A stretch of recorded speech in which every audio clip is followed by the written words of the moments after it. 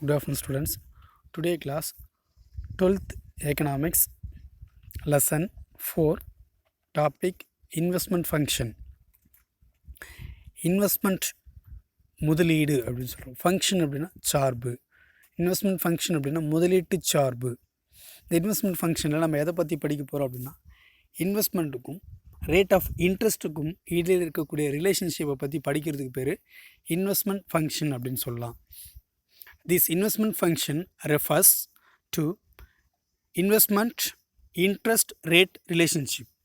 இன்வெஸ்ட்மெண்ட்டுக்கும் இன்ட்ரெஸ்டோட ரேட்டுக்கும் இடையில் இருக்கக்கூடிய ஒரு ரிலேஷன்ஷிப், இந்த ரெண்டுத்துக்கும் இடையில் இருக்கக்கூடிய ரிலேஷன்ஷிப்பை பற்றி படிக்கிறதுக்கு பேர் இன்வெஸ்ட்மெண்ட் ஃபங்க்ஷன் அப்படின்னு சொல்லலாம்.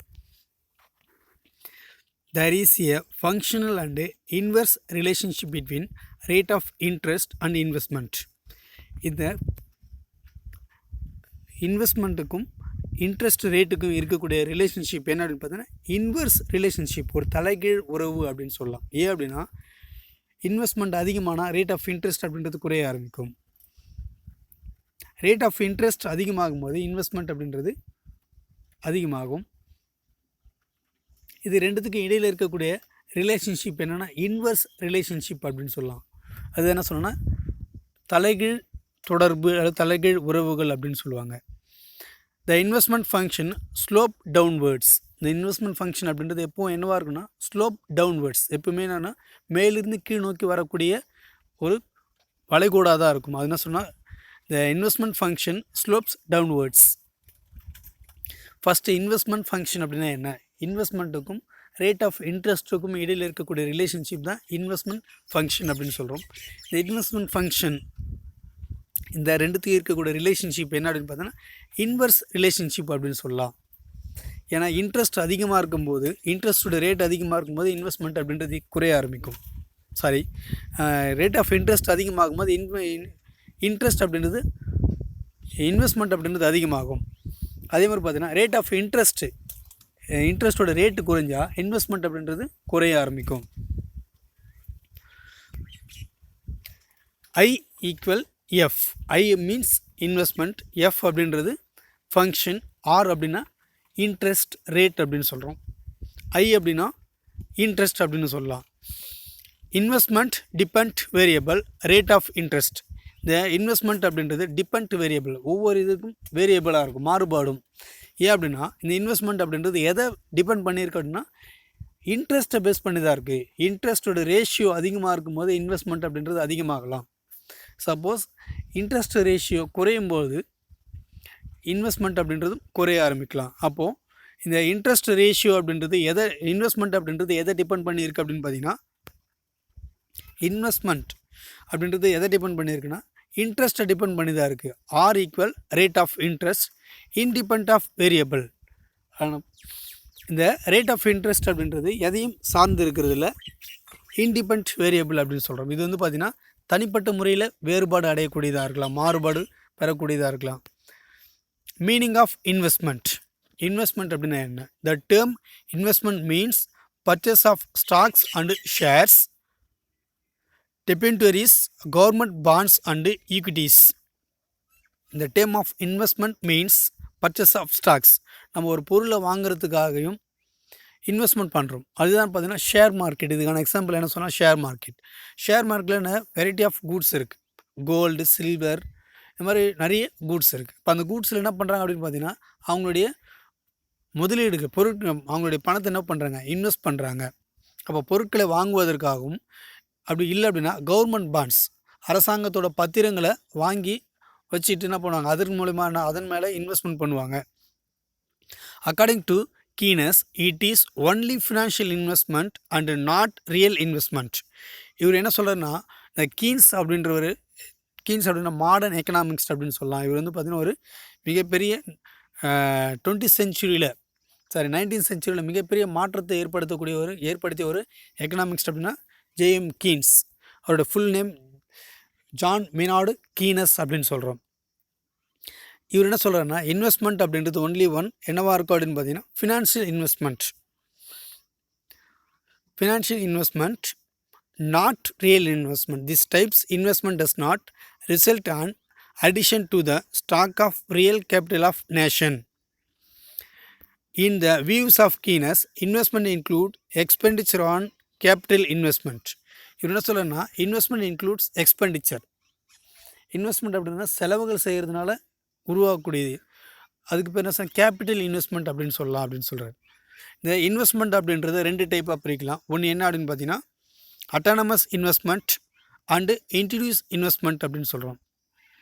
Introduce investment, autonomous investment and introduce investment.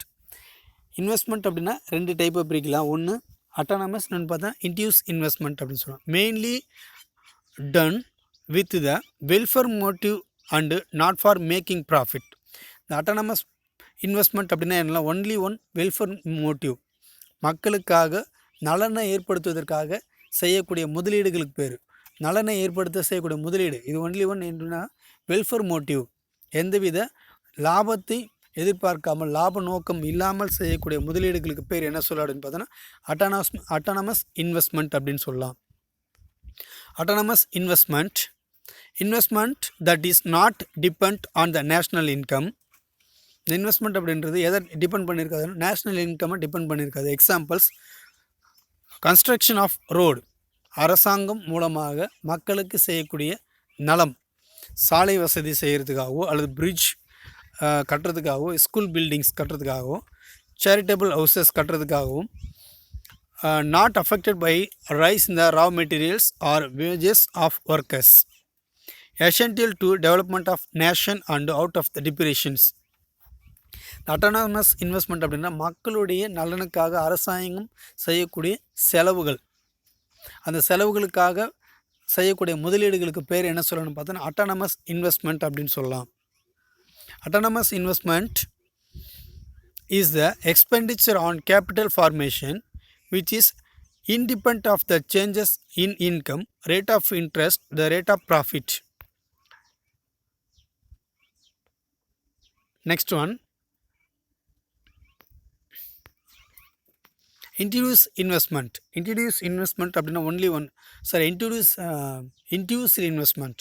Induced investment is the expenditure on fixed asset and stocks which are recurred when level of income and demand and the economic goes up.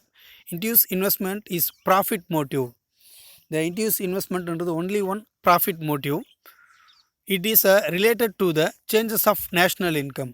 இது எதை வந்து மாற்றம் செய்கிறது அப்படின்னு பார்த்தோன்னா national இன்கம்மை changes செய்யக்கூடிய ஒரு முக்கியமானது அப்படின்னு சொல்லலாம். The relationship between the national income and introduced investment is positive. Decrease the national income lead to decrease in the introduced investment. Vice versa, introduced investment in the elastic, it is positively sloped as shown here.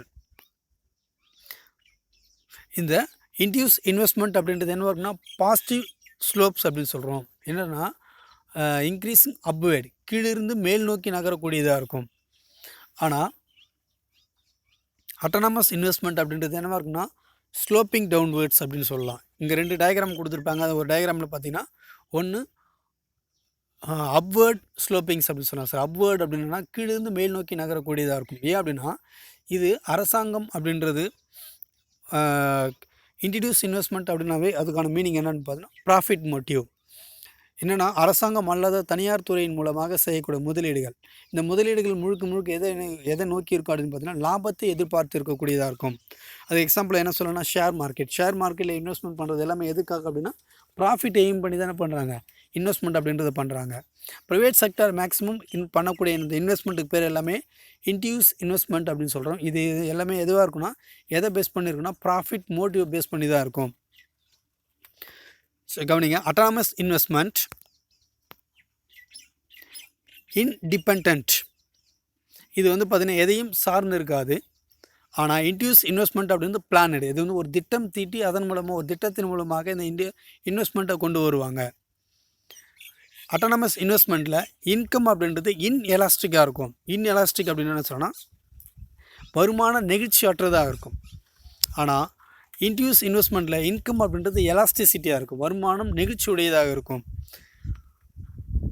Autonomous investment welfare motive, இது மக்களுக்காக சேவை செய்யக்கூடிய நலனை ஏற்படுத்தக்கூடியது, நலத்திற்காக மட்டுமே செய்யக்கூடியதாக இருக்கும். அதனால தான் அதுக்கு பேர் என்ன சொன்னால் வெல்ஃபேர் மோட்டிவ் அப்படின்னு சொல்கிறோம். Induce investment only one profit motive. இது மக்களுடைய நலனை எதிர்பார்க்காமல் அதிகமான லாபத்தை பெறக்கூடிய நோக்கத்தின் மூலமாக செய்யக்கூடிய முதலீடுகளுக்கு பேர் என்ன சொல்லலாம், ப்ராஃபிட் மோட்டிவ் அப்படின்னு சொல்கிறோம். தேங்க்யூ. நெக்ஸ்ட் டாபிக் அடுத்த கிளாஸில் கண்டினியூ பண்ணலாம்.